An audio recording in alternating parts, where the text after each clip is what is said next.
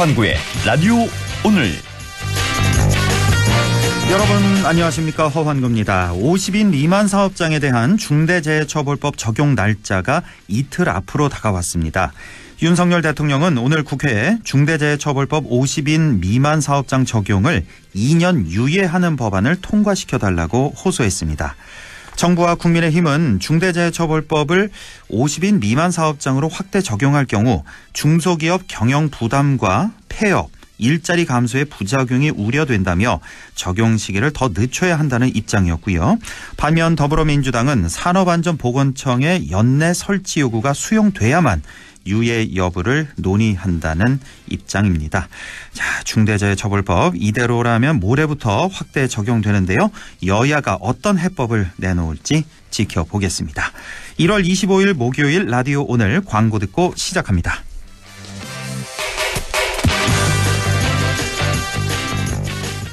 타이어 바꿀 때 타이어뱅크 창립 33주년 방문 고객 3천만 명 돌파 기념 타이어 3+1 할인 행사. 타이어를 바꾸면 벤츠가 따라온다. TV와 아이패드까지 대한민국 물가 잡는 타이어뱅크 매장에 방문하세요. 타이어 바꿀 때 타이어뱅크. 이벤트 기간 3월 31일까지. 자세한 내용 홈페이지 참조. 자, 문제 나갑니다. 올겨울 모두가 가장 내리기 원하는 비는? 겨울비, 사랑비, 가스비. 올겨울 대성 S라인 콘덴싱으로 대한민국 곳곳에 내려질 가스비를 경험해보세요. 대성이 내일을 위합니다. 대성 보일러. 1954년부터 이어온 대한민국 SUV 헤리티지 70년. KGM이 새로운 100년을 향해 달립니다. KGM 70주년 이벤트. 3월까지 토레스 구매 또는 상담 고객 중 196명 추첨 골드바를 드립니다. 0.7% 초덜이 할부와 모든 상담 고객 커피 쿠폰 증정. 지금 KGM 전시장에서. 네, 라디오 오늘 목요일 순서 시작합니다. 1부 지구가 즐거운 실천, 지역이 즐거운 실천, 김수동의 지락실, 환경운동연합 김수동 공동대표와 함께하겠고요. 2부 이슈 오늘에서는 영주시의 새해 인구와 청년 정책 알아보겠습니다. 영주시 미래전략실 이항규 실장 연결합니다. 이어서 인미의 그래도 정치 함께하겠습니다. 라디오 오늘 유튜브로도 다시 들으실 수 있습니다. 많은 애청 바랍니다. 네, 지구가 즐거운 실천, 지역이 즐거운 실천, 김수동의 지락실. 자, 지락실의 실장님이죠. 환경운동연합 김수동 공동대표 연결합니다. 안녕하십니까? 예, 안녕하세요. 김수동입니다. 예, 오늘 어떤 얘기 나눠볼까요? 예, 바닷물에는 국경이 없습니다. 그래서 바다는 쓰레기통이 아니다. 이 이야기를 한번 해볼까 합니다. 바다는 쓰레기통이 아니다. 국경이 네. 없다. 예. 자, 당장 일본의 핵 오염수 해양 투기부터 이제 떠오르게 되는데, 네. 지금까지 2차 방류했던가요? 제 기억에 아마 예. 그랬던 것 같은데. 근데 그 1차, 2차 방류한 그 양이 어마어마한 양을 투기를 했는데도 불구하고 아직까지 세 발의 피다. 뭐 30년, 40년.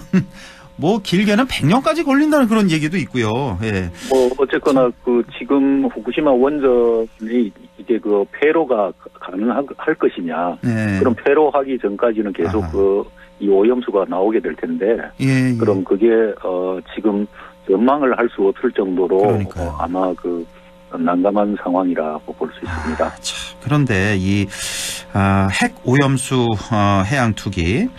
자, 이 바다 오염을 막기 위한 국제적인 약속이 이미 오래 전부터 있었다고요? 예, 1972년에 런던 협약이라는 것을 이렇게 만들었어요. 72년에 있었어요? 50년도 더 됐네요. 예, 이때는 선박이나 항공기에서 나오는 쓰레기를 해양 투기를 이렇게 규제하기 위해서 만들었어요. 쓰레기 해양 투기 규제하기 위해서. 비행기나 그리고 배에서 나오는 이제 쓰레기가 있을 것 아닙니까? 그러니까. 이러한 것들을 이제 해양 투기하는 것을 막기 위해서 시작이 됐었는데요. 예. 이때 주요 원칙이 있습니다. 일단 뭐 도덕 조항에 보면은 방사성 폐기물 등 규제 물질의 해양 투기 소각 원칙적 금지를 하고, 그리고 플로린 화합물 해양 투기 소각 사전 특별 허가 필요하고, 해양 투기 가능 기준에서 폐기와 투기 장소 특성 규정을 한다. 이제 우리나라는 1993년 12월 31일에 런던 협약에 가입을 했고요. 이후 이제 강화된 96년 의정서에는 이제 그 2009년 가입을 했습니다. 그렇군요. 자, 이렇게 오래전부터 국제적인 협약이 있었습니다. 해양 투기 막자 하는. 그런데도 네, 그렇죠. 불구하고 일본은 이제 핵 오염수를 바다에 버린 건데, 그런데 참 이 예. 뻔뻔한 게 과거에 일본이 다른 나라에, 제 기억엔 그 러시아였던 것 같은데, 그 예. 방사성 폐기물 투기를 또 아주 규탄한, 아주 비판한 그런 적이 있었다면서요, 본인들이. 예, 이게 30년 전의 일인데요. 1993년에 이제 러시아 해군에서 이제 방사성 폐기물을 투기 전용선에서 이제 이 블라디보스톡 그 해안에서 예. 동해안에 버렸다가 일본이 이제 그 적발을 했습니다. 그때 아하. 일본은 뭐 난리가 났죠. 예. 그래서 일본은 방사성 폐기물 방류가 이제 이웃 국가는 물론 전 세계적으로 심각한 환경 문제를 야기할 수 있다. 이렇게 해가지고 대단한 항의를 했고, 예. 그게 또 한 번 더 버리다가 예. 그린피스에 적발돼서 항의를 또 받았습니다. 그러니까 이런 얘기를 안 했으면 모르겠는데 본인들은 이렇게 비판을 해놓고, 그러니까 너네는 틀리고 나는 맞다 이거잖아요. 결국 예. 그렇게 된 거죠. 내론, 30년 예. 전에는 러시아에서 해양 투기를 하는 것을 적발을 해가지고 대단히 이제 항의를 하고, 심지어는 이때 그 적발을 해서 이 런던 협약이 강화되는 그런 계기가 됐습니다. 그러니까 참 내로남불의 극치를 보는 그런 장면이고, 자, 이렇게 러시아의 방사성 폐기물 투기에 분노했던 일본이 이제는 또 자신들이 그런 똑같은 행위를 아무렇지 예. 않게 하고 있다. 이거 일본의 뻔뻔함 여실히 드러난 사건이고, 그런데 이 러시아의 방사성 폐기물 투기 이후에 런던 협약이 더 강화가 됐다면서요?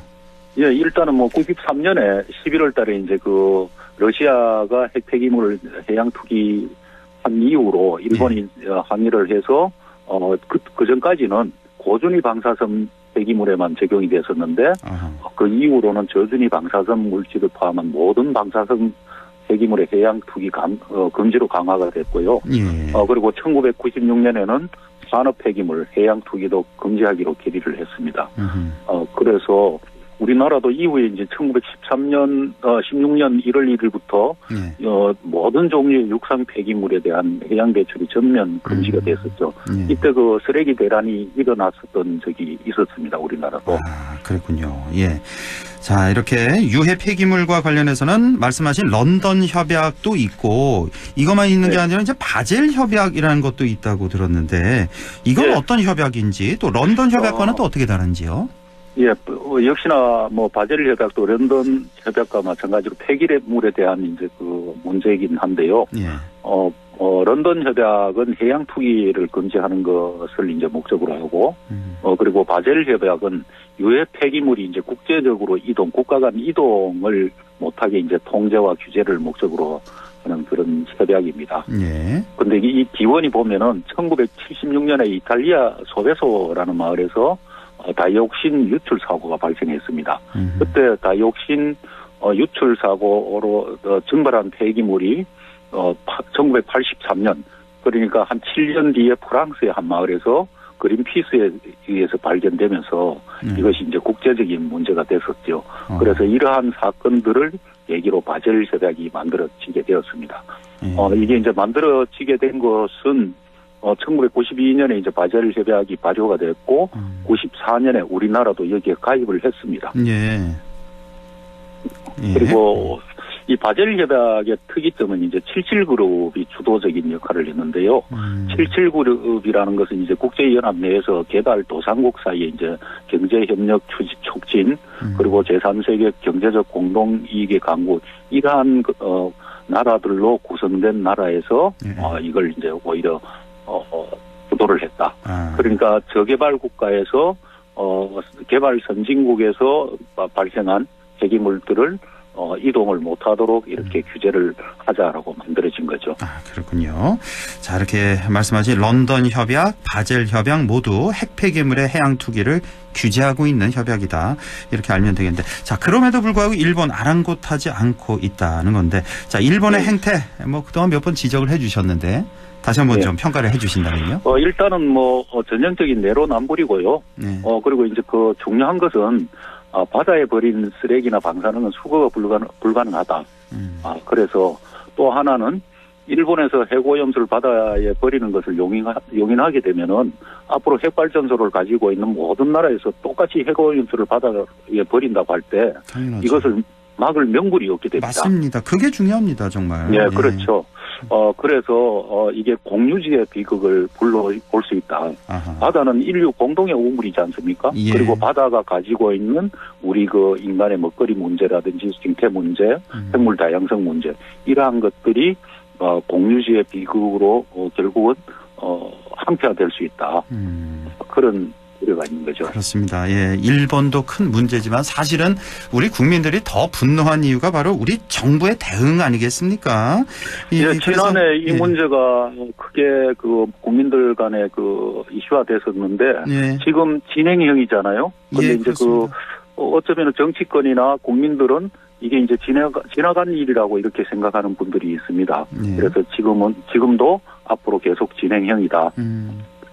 그러니까요. 참 이해가 안 가는 게 왜 우리 정부가 우리 세금을 쓰면서 일본을 홍보를 해주고 있는가. 그러니까 뭐 그때 왜 괴담이니 뭐 가짜 뉴스니 이렇게 치부하면서 해양 투기에 대해서 우리 국민을 좀 바보로 여기는 그런 홍보를 많이 했잖아요. 거기에 정말 국민들이 많은 분노를 했었던 그런 기억이 나고요. 그렇게 그 문제가 가장 큰 문제인데요. 국민 안전 문제에 관해서는 정부는 가장 보수적으로 이렇게 살펴봐야 되는데 오히려 그 우리나라 국민 세금을 가지고 일본 핵오염수가 안전하다고 광고를 하고 그런 걸 봤을 때 과연 우리나라가 주권 국가인지 이런 뭐 자괴감까지 드는 그렇습니다. 사실은. 도저히 이거는 이해할 수 없는 문제다라는 거 다시 한번 생각해도. 자, 오늘 뭐 결론 말씀 내려주실까요? 해양 쓰레기는 이미 바다가 이렇게 품기에는 너무 거대해졌습니다. 그래서 우리가 상상할 수 없는 다양한 종류 그리고 거대한 쓰레기가 바다를 차지하고 있고요. 폐기물의 해양 투기는 지정된 장소와 방법에 의해서 이루어져야 되고 또 고의 또는 부주의로 해양 쓰레기가 유입되지 않도록 국가 간의 각별한 노력이 있어야 된다. 왜 그러느냐? 바다는 한 번 망가지면은 돌이킬 수가 없다. 경제할 수가 없다는 거죠. 그렇습니다. 자, 오늘 말씀 여기까지 듣죠. 김수동의 지락실장 환경운동연합 김수동 공동대표와 함께했습니다. 고맙습니다. 감사합니다. 라디오 오늘 2부에서 뵙겠습니다.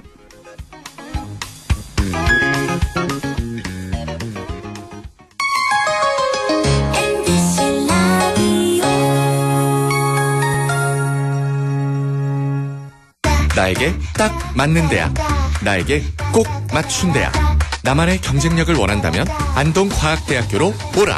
시대에 딱 취업 중심 실전학과, 학생의 꼭 현장 중심 실무교육, 취업에 맞춤, 내 꿈에 맞춤, 나의 드림핏 안동과학대학교. 100세 시대, 꿈은 모두 달라도 정답은 국립안동대학교 성인학습자학부. 시험 없이 100% 서류 전형에 온라인 수업으로 부담 없이 경북에 산다면 1년간 100% 등록금 지원까지. 100세 시대 100점 대학 국립안동대학교 성인학습자학부.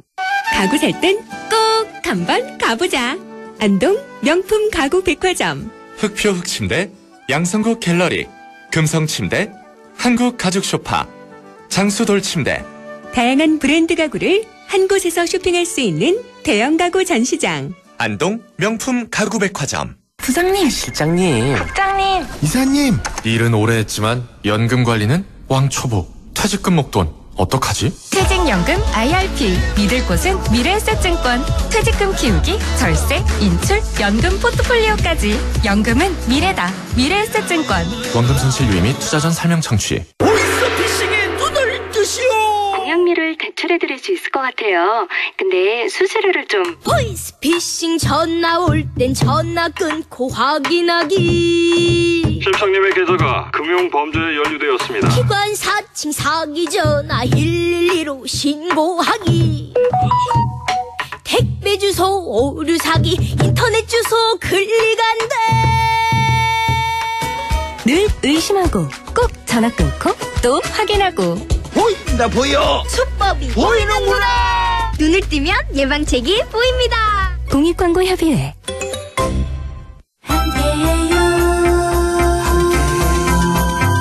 좋은 세상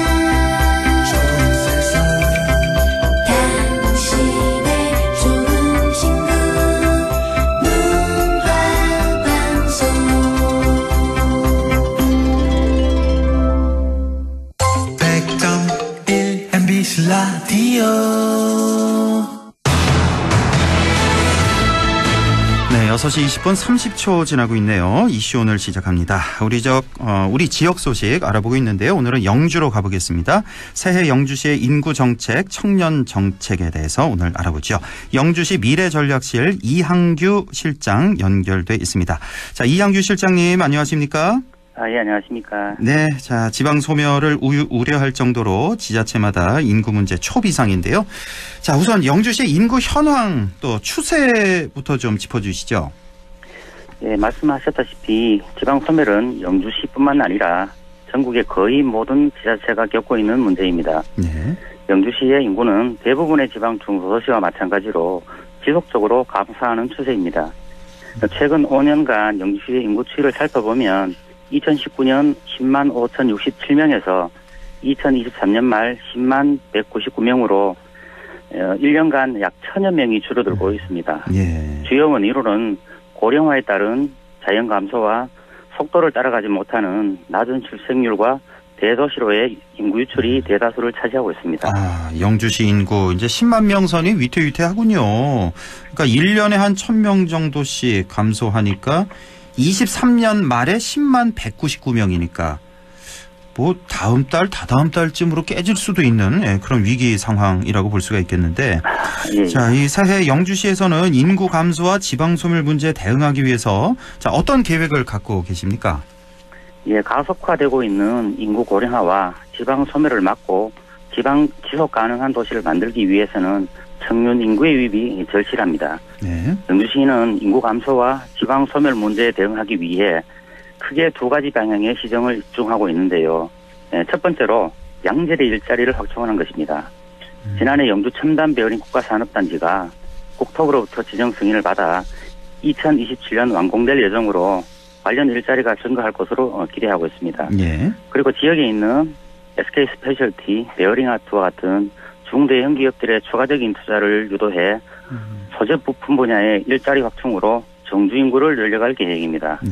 그리고 이 밖에도 중소기업 성장 지원, 농공단지 기업 지원, 업대 청년 농부 지원 등 기업 지원과 청년 지원 사업으로 일자리를 확충해 나가고 있습니다. 예. 두 번째로 정주 만족도 향상입니다. 일자리만 있다고 정주 인구가 늘어난 것은 아니라고 생각합니다. 그렇죠. 예, 주거 환경과 문화시설, 복지 보육, 그리고 교육 환경에 이르기까지 우수한 정주 환경을 조성하고 지역 맞춤형 특화 생활 서비스 프로그램을 확대 시행할 예정입니다. 예, 청년 인구 유입이 절실하다. 그래서 양질의 일자리 확충 그리고 정주 만족도 향상 여기에 목표를 두고 계획을 짜고 계시는군요. 자, 영주시에서는 최근 지역 소재 기업과 관공서 임직원을 대상으로 해서 영주시에 전입하지 않은 사유에 대한 설문조사를 해보셨는데 자, 그 1순위가 바로 주거 문제였다고 하는데 이건 어떤 문제 때문일까요? 지난해 11월 영주시 정주 인구 확대를 위한 계획 수립 과정에서 지역의 15개 기관과 기업체를 대상으로 영주시 미전입 사유를 조사를 해봤습니다. 예. 전체 응답자 중 80%가 주거 공간 부족이라고 답변을 해왔습니다. 아, 전체 80%나 주거 공간이 부족하다. 예. 예.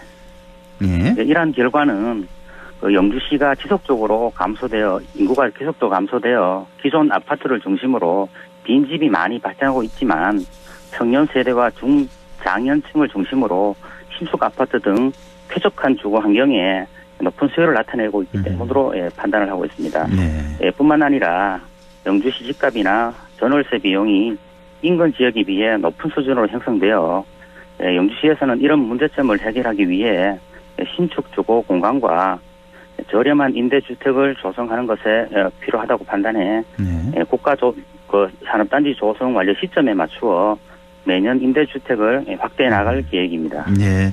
자, 지방 소멸을 막기 위해서 청년들이 지역에 남아 지역을 위해 일하는 게 참 중요한데요. 하지만 양질의 일자리가 없어서 지역을 떠난다는 그런 청년들 적지 않은 게 현실입니다. 우리 실장님께서 좀 전에 말씀을 해주셨는데, 자, 그럼 이런 문제를 개선하기 위해서 어떤 노력이 필요할까요? 예, 청년 인구가 서울을 비롯한 수도권으로 유출되는 것은 결국 좋은 일자리가 부족하고 상대적으로 소득도 낮기 때문입니다. 예. 그동안 영주시에서는 적극적인 투자 유치를 통한 청년 일자리 확보에 역량을 집중해 왔는데요. 영주 첨단 베어링 국가산업단지 조성을 비롯해 중소형 기업, 중소기업 성장 지원, 그리고 농공단지 기업 지원 등 지역에 좋은 일자리가 늘어날 수 있도록 힘을 싣고 있습니다. 그리고 지역 기업에서도 청년 문제와 인재 유출 문제에 공감해 SK 스페셜티와 함께 100억 원을 투입해 영주 경제 소구로라는 청년 지원 프로그램을 운영하는 등 다양한 시책을 펼치고 있습니다. 예, 그렇군요. 자, 올해 그래서 영주시에서는 지방 소멸 대응과 청년 지원을 위해서 이 분야 예산도 뭐 많이 증액됐다면서요? 예, 그렇습니다. 우리 시는 올해 청년 취업, 창업 생태계 구축을 위해 경상북도 UCT 사업과 연계해서 지역 대학과 베어링 특성화 교육 프로그램에 10억 원을, 그리고 청년 창업 활성화 사업을 위해 21억 원, 그리고 청년 지역 활동 기반 구축을 위한 사업에 5억 원을 지원하는 등 청년 지원 사업을 과감하게 확대했습니다. 마련된 재원을 효율적으로 운영해 청년들이 체감할 수 있는 실효성 있는 정책을 펼쳐나가도록 하겠습니다. 그렇군요. 예. 자, 지역 소멸 대응을 위해서는 저출산 극복도 매우 중요한 문제인데요. 자, 영주시는 올해 저출산 극복을 위해서 다양한 맞춤형 지원 사업을 더 강화해서 추진하신다고요? 예, 그렇습니다. 올해 영주시에 달라지는 주요 제도 가운데 많은 부분을 저출산 극복에 차지하고 있을 만큼 저출산 문제는 지역의 중요한 관심 사업 가운데 하나입니다. 먼저 보육 환경 개선을 통한 저출산 극복을 위해 주말과 공휴일에도 어린이집을 운영하도록 했습니다. 그리고 또 아이 신나 페스티벌을 비롯해 유아와 아동을 위한 정서발달 프로그램을 신규로 추진할 예정입니다. 그리고 부모 지원 급여도 확대해 영세는 월 70만 원, 1세는 월 35만 원 지원하던 것을 영세는 100만 원, 1세는 50만 원 등으로 인상을 했습니다. 현재 시행하고 있는 출산장려금, 산후조리비 지원, 영유아 영양제 지원 등 다양한 프로그램을 통해서 더욱 아이 낳기 좋은 도시 환경을 만들어 나가도록 하겠습니다. 예, 뭐 여러 가지 그런 대책들 세우고 계시군요. 여기 보니까 부모급여 지원 금액이 있는데 이제 올해부터는 영세, 그러니까 1년 동안이죠. 영세는 월 100만 원이고 만 1세는 월 50만 원까지 1년 동안 이렇게. 이 정도 부모급여가 다른 지역과 비교해서는 어떻습니까? 영주시가 좀 많은 편인가요? 적은 편인가요? 우리 경북 비교해보면. 다른 지역과도 거의 비슷한 수준인데 이 정도. 뭐 다른 데보다 조금 더 높은 편이라고 보시면 되겠습니다. 예, 그렇군요. 예. 아마 이 정도면 그래도 꽤 도움이 될 것 같습니다. 한 2년 동안은. 자, 올해부터 또 다자녀 가족 기준도 바뀌었죠? 3명에서 2명으로 바뀌었나요? 예, 저희 인구 정책 지원 조례를 제정해서 다자녀 가구의 정의를 새롭게 신설하고 각종 시설과 서비스 사용료 등을 기존 3인 이상의 자녀에서 2인 이상의 자녀로 변경해서 혜택을 대폭 확대했습니다. 주요 혜택으로는 수도요금 감면, 그리고 아이누리, 장난감 도서관 연회비 면제, 지역 캠핑장과 체육시설 감면 등이 있습니다. 앞으로도 실효성 있는 다가구 지원책을 지속적으로 개발하고 확대해 나갈 계획입니다. 예, 알겠습니다. 자, 끝으로 덧붙이고 싶은 말씀 있으면 좀 전해 주시죠. 예, 모두가 아시다시피 인구 문제는 하루아침에 해결될 수 있는 문제는 아니라고 생각합니다. 영주시를 비롯해 대부분의 지자체에서 저출산과 고령화 그리고 대도시로의 인구 유출에 대응하기 위해 각종 사업들을 추진하고 있지만 지역의 노력만으로는 분명히 한계가 있습니다. 인구 문제는 중앙정부 그리고 우리 사회 전체가 머리를 맞대고 고민하고 풀어가야 할 문제라고 생각합니다. 청년의 안정적인 경제활동은 물론 출산과 보육 그리고 교육 등 우리 사회 구성원 모두가 인구 문제에 관심을 갖고 함께 해 나간다면은 좋은 결과가 있을 거라 생각을 합니다. 그리고 영주시는 앞서 말씀드린 여러 정책적인 노력과 더불어 지역사회가 함께 관심을 가지고 해결해 나갈 수 있도록 영향을 모아 나가도록 하겠습니다. 네. 고맙습니다. 알겠습니다. 지금까지 2024 영주시의 인구정책 또 청년정책에 대해서 알아봤습니다. 영주시 미래전략실의 이항규 실장과 함께했습니다. 실장님 고맙습니다. 네, 고맙습니다. 라디오 오늘에서는 청취자 여러분의 참여를 기다리고 있습니다. 우리 지역에서 발생한 사건 사고 소식이나 함께 토론하고 싶은 내용을 안동 MBC 홈페이지 라디오 오늘 게시판에 올려주시기 바랍니다. 전화와 문자 참여도 하실 수 있습니다. 전화는 851국에 7191번, 문자는 샵 0913번으로 보내주시면 됩니다. 문자는 단문 50원, 장문 100원의 정보 이용료가 있습니다. 여러분의 많은 참여 바랍니다.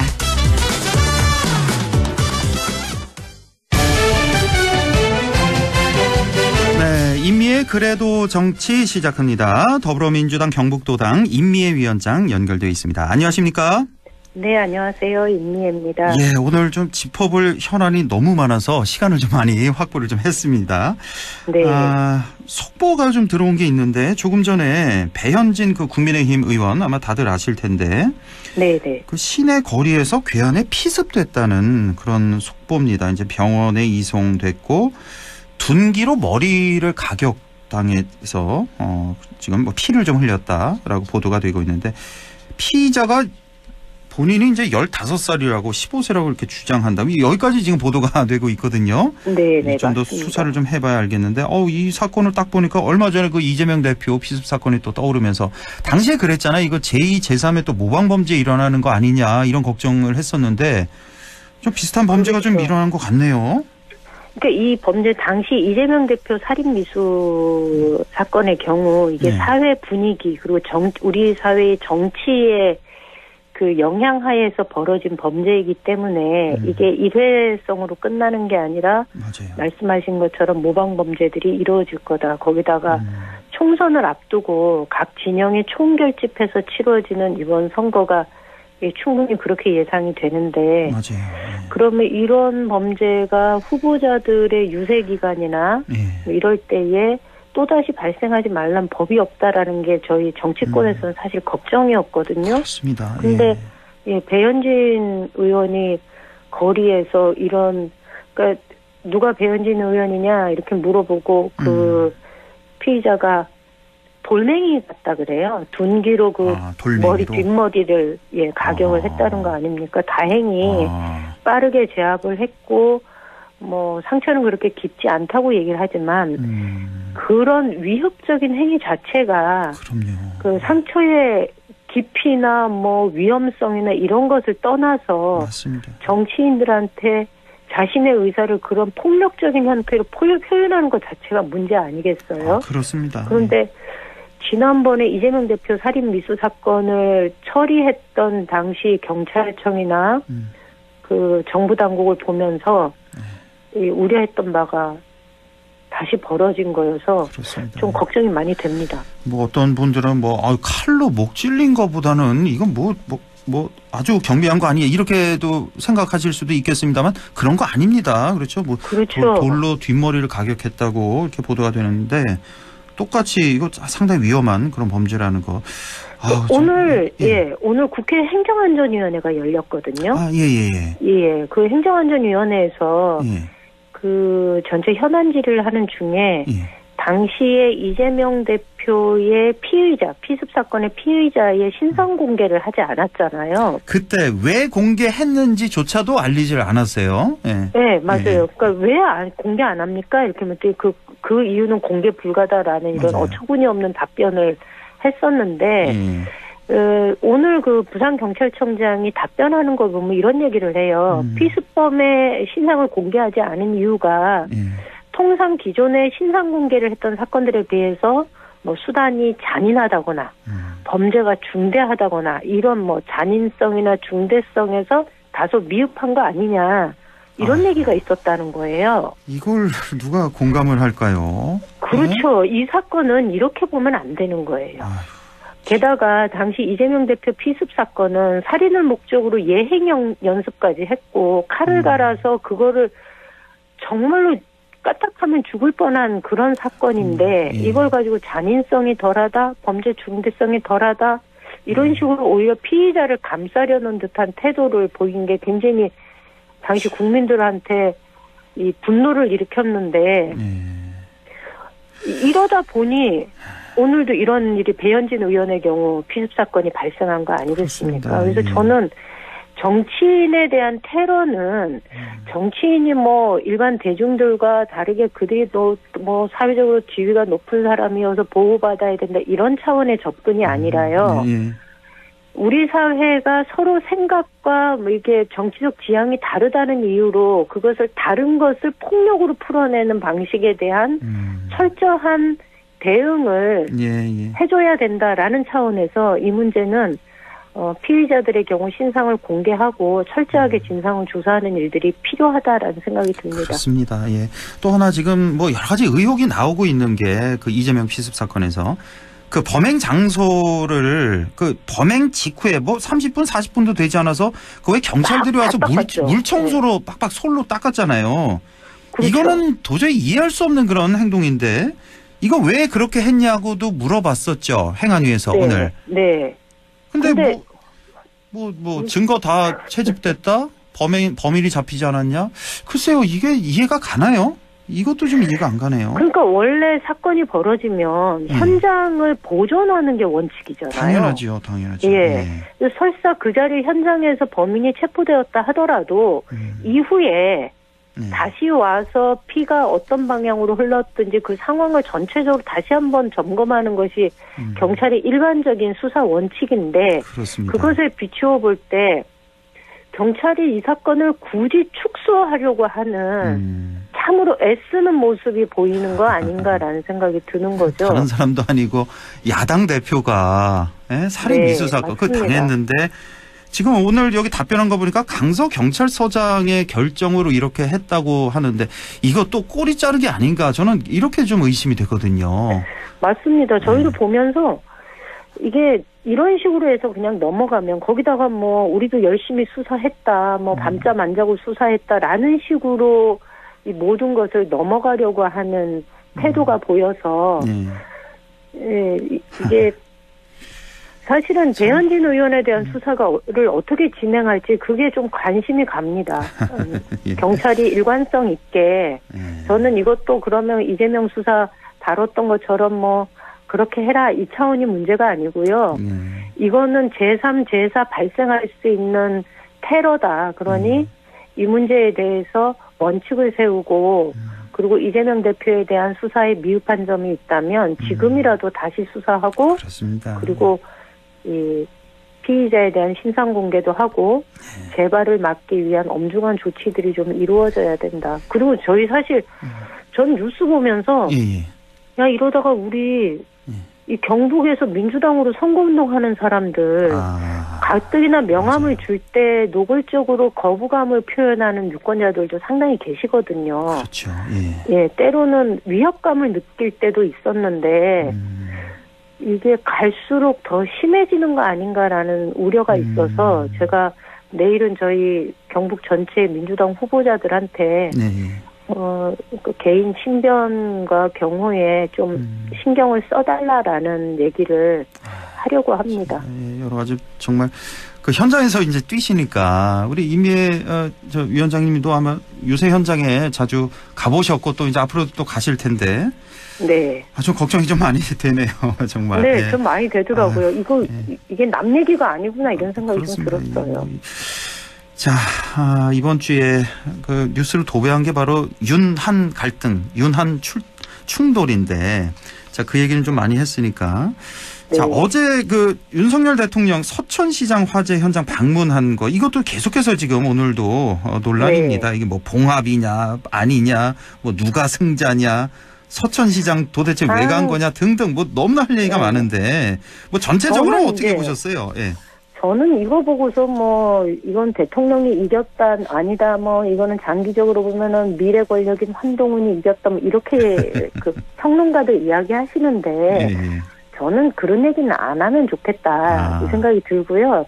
근데 좀 아쉬웠던 건 이분들이 어디를 간다고 할 때는 방문지를 정할 때는 그 장소를 방문하는 목적에 어울리는 동선을 이렇게 세세하게 짜잖아요. 그럼요. 예. 그렇죠. 그렇기 때문에 화재 현장을 방문하려면 그게 목적이면 그 목적에 어울리는 동선을 짜거든요. 그래서 피해 현장도 둘러보고 피해 상인들하고도 만나서 그들이 지금 겪고 있는 상실감을 같이 공감도 해주고 정부 차원에서 어떻게 대응을 하면 좋을지도 이야기 듣고 이게 일반적인 그 현장 방문의 동선인데 아마 이 화재 현장 방문의 그 방문이 목적이 아니라 지금 가뜩이나 언론에서 시끄러운 그 대통령과 비대위원장의 갈등 국면을 봉합하는 장소로 화재 현장이 이용되었던 거 아니냐라는 생각을 좀 합니다. 그래서 이 뭐라 그럴까 우리가 자꾸 이 두 분의 갈등에 대해서 뭐 승자 패자 이런 얘기 하지 말고 이 두 분이 결국은 이 피해자들에 대한 어떤 위로나 대책이나 이런 것 때문에 방문한 게 아니라 그냥 이 장소를 대국민들한테 우리 둘의 갈등이 그렇게 큰 문제가 아닙니다. 우리는 어깨 대통령이 90도 인사하는 한동훈 비대위원장한테 어깨 툭 치면서 털어버릴 수 있는 문제입니다. 국민들 걱정하지 마십시오. 이것을 보여주기 위한 목적이었구나라는 생각이 좀 드는 거죠. 본말이 전도된. 네. 그 모습을 보여주기 위해서 그래 화재 현장 거기를 이용했어야 될까? 이거 도대체 누구 아이디어인가? 개탄하지가 않을 수가 없고요. 네. 자, 그리고 저는 되게 인상적이었던 게 대통령의 복장이 굉장히 따뜻했어요. 근데 그날 눈발이 날리고 이러는데 한동훈 비대위원장의 복장은 그냥 방위복을 입은 상태고 많이 추워 보여서 굉장히 이렇게 초라해 보이는 모습이고 한 분은 이제 권력을 완전히 장악한 모습이고 그렇게도 해석이 되는군요. 네, 두 분을 딱 잡은 이 카메라에서 힘의 우열이 딱 드러나게 잡아놨거든요. 그래서 옷을 입으려면 좀 따뜻하게 입지 저렇게 추워 보이고 없어 보이게 저렇게 연출을 했구나 이 생각이 좀 들었어요. 근데 그 보도 보니까 그 한동훈 위원장이 거기 밖에서 거기서 뭐 20-30분 그렇게 대기하고 있었다면서요. 근데 저는 그 보도 다 일일이 지시하더라고요. 저는 그 보도도 좀 이해할 수가 없는 게 대통령이 지금 현재 어디고 몇 분 후에 뭐 1분 30초 후에 도착 이런 거 다 나오잖아요. 네. 그럼 적어도 좀 실내에 있다가 한 1분 전에 이렇게 나와서 기다리면 될 텐데 거기서 굳이 몇 분 후에 도착하는 거 정확히 알 텐데 20-30분 밖에서 그 추운데 덜덜 떨면서 대기하고 있다 이렇게 보도가 나간 게 저는 그것도 좀 이상하더라고요. 그 보도도. 일부러 의도된 거 아니겠어요?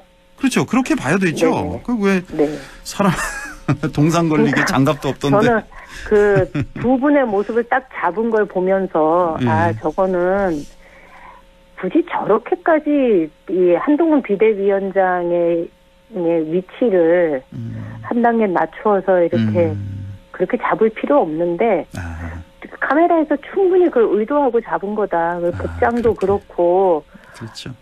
그러지 않았나 싶어요.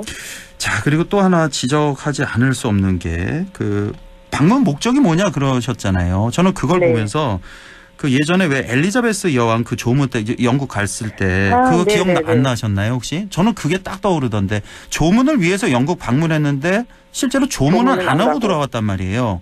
이거 똑같은 거 아닌가? 그래서 그 피해 입은 그 상인들 만나서 위로하고 대책 세워주고 좀 힘도 북돋아주고 이러기 위해서 간 건데 현장에. 근데 현장의 상인은 그 상인 대표 한 명 빼고는 그 누구도 만나지 않았다. 그 피해 입은 상인들은 뭐 2층 사무실인가요? 그쪽에 대기하라고 해놓고 나오지도 못하게 막아놓고 우리 대통령 만나러 내려가겠다고 하는데 그걸 경호원들이 못 내려가게 막았다면서요. 그래서 어떤 분은 뭐 감금한 거 아니냐까지 이렇게 심하게 얘기를 하던데 이거 정말 본말이 전도된 거 아닙니까? 이쯤 되면. 그러니까 그 상인회 회장 인터뷰 기사에 보면 인터뷰 장면을 보면 그렇게 얘기를 해요. 상인들은 2층, 그 상인의 사무실 2층에서 기다리고 있었고, 결국 자기를 만났는데 시간이 1분도 채 안 됐다. 그래서 뭔 얘기 했냐? 그러니까 재난지역 선포해달라 요청을 했더니, 법적으로 안 되면 그에 준하는 조치 취하겠다. 딱 요 말을 하고 자리를 떴다는 거예요. 10초 만났대요. 1분이 아니라 10초 딱 상인 대표를. 네, 그러니까 나중에 이제 상인들이 분노하니까 저는 김태흠 지사가 다시 그 현장에 나타나서 이 분노한 상인들을 두고서 해명하는 걸 보면서 야, 참 애쓴다 이런 생각이 좀 들었어요. 그러면서 사실 뭔 얘기했냐면 와준 것만으로도 감사한 거 아니냐. 그리고 여기 사람들 많은데 대통령이 이 사람들이 다 상인인 줄 알았던 거 아니냐. 이렇게 얘기했거든요. 근데 그건 말이 안 돼요. 왜냐하면 대통령이 피해자들을 만나면 결국 피해자들은 손 하나하나 잡으면서 내가 무슨 피해를 입었다는 얘기를 할 텐데 그 자리에서도 전혀 그런 게 없었거든요. 그러니까요. 그런데 여기 있는 모든 사람들이 다 상인인 줄 알았던 거다. 이렇게 말하는 게 이 해명도 적절하지 않은 거예요. 그 왜 사진에 보면은 대통령 쭉 둘러싸서 뭐 수십 명 이렇게 둘러싸서 얘기하는 그 사진이 보도에 나오던데 거기에 상인 대표 한 명만 딱이고 나머지는 그 국민의힘 소속 뭐 시의원, 도의원들이었다면서요. 그렇죠. 정치인들하고 경호처 직원이었다 그래요. 그러니까 상인들이 분노하는 거죠. 이 사람들, 그 사람들 다 우리 상인들 아니었다고. 좀 이런 목적 달성은 하신 것 같습니다. 주위에서 좀 이런 것 좀 잘 좀 말씀을 좀 드렸으면 좋겠네요. 예. 자, 지금 그 김건희 여사 명품백 수수 얘기도 계속되고 있는데요. 지금 뭐 사과를 직접 해야 된다부터 해서 뭐 아니면 그 서초동 그 아크로폴리스인가요? 거기로 들어가야 된다. 아니면 뭐 외국으로 나가야 된다 등등 여러 가지 목소리가 여권 내부에서도 나오고 있고 지금 야권에서는 그 사과가 웬 말이냐. 사과로 끝날 게 아니라 수사까지 해야 된다. 이런 입장이신 거죠, 지금? 그렇죠. 저희는 이게 사과한다고 이게 돈 명품백 받은 게 없었던 일이 아니잖아요. 그러니까 검찰 수사로 풀어야 한다라는 입장인 거고요. 오늘 그 뉴스에 보니까 아마 대통령이 신년 담화로 그 공영방송을 통해서 신년 담화를 통해서 뭐 이제 재발 방지를 위해서 제2부속실 설치하겠다. 그리고 지금 벌어진 이 일은 몰카 정치 공작이다. 뭐 이걸 강조하면서 설명하겠다. 이런 보도가 나오더라고요. 신년 담화를 통해서요. 네네. 이게 신년 담화하고 신년 기자회견하고는 이건 다른 거죠, 완전히? 다르죠. 기자회견을 하면 질문을 할 수 있잖아요. 기자들이 질문을 할 수가 있는데 그렇죠. 신년 담화는 못하게 하는 거니까 담화니까 일방적으로 본인의 이야기를 쭉 풀어나가는 거죠. 그러니까 지금 기자회견을 딱 한 번 했지요? 그렇죠. 한 번 한 걸로 알고 있습니다. 딱 한 번 한 상태고 아직까지 기자회견을 안 하고 있는 건데 저희는 이게 요즘 여당에서도 이렇게 뭐 이렇게 변론을 해준답시고 나오는 이야기가 이게 이제 명품백을 받기는 받았는데 이게 뭐 돌려주면 대통령 기록물법 위반이다 뭐 이런 얘기를 해요. 근데 이게 사실 뭐 직무수행과 관련된 선물도 아니고 그 명품백이 국가적 보존 가치가 있는 것도 아닌데 기록물이라고 주장하는 거는 말도 안 되는 억지거든요. 그래서 저는 국민의힘도 정치인들이 말이 안 되는 억지를 자꾸 갖다 붙이면서 국민들의 인식을 이렇게 호도하려는 행동을 하지 말고 차라리 말을 안 하면 좋겠어요. 그러니까 이철규 의원이 얘기했죠. 국고에 귀속된 물건을 반환하는 건 횡령이다. 이걸 누가 동감을 합니까? 말이 안 되죠. 말이 안 되죠. 네, 그러니까 말하기 본인도 부끄러우면 그냥 말하지 않고 가만히 있으면 되는데 이걸 굳이 말을 꺼내서 국민들을 바보 만드는 것도 아니고. 그러니까요. 네. 그러니까 옛날에 그거 생각나요. 그 손바닥 왕자. 네. 그거 그 손가락만 이렇게 씻어서 안 지워진 거 아니에요? 그거 비슷한 해명. 그러니까 대통령 선물이라는 게 대통령 그 직무와 관련하여 보존 가치가 있는 그 외국인에게 받은 물품 이렇게 뭐 정의가 내려지는데 이 디올백이 어떻게 이 대통령 선물 뭐 국고에 환수하느니 어떻게 이런 말이 나올 수 있는지. 그러니까 이게 우리 대한민국 국민 수준은 뭘로 보고 이렇게 말도 안 되는 얘기를 말이 되는 것처럼 아무렇지도 않게 하는 정치인들도 보면 아니, 참 수준이 예. 그래요. 그래서 이번 총선에서 이런 분들은 좀 걸러지면 참 좋겠다 이런 생각이 듭니다. 자, 중대재해처벌법 이제 결국 모레부터 시행에 들어가게 됐습니다. 이제 50인 미만 사업장도 다 해당이 되는 거죠, 이제. 네, 자, 여기에 이제 노동계에서는 다행이다, 경영계에서는 반발이 나오고 있는데요. 이 중대재해처벌법 어떻게 보십니까? 이게 우리나라가 사실 이제 우려하는 부분은 있는데요. 네.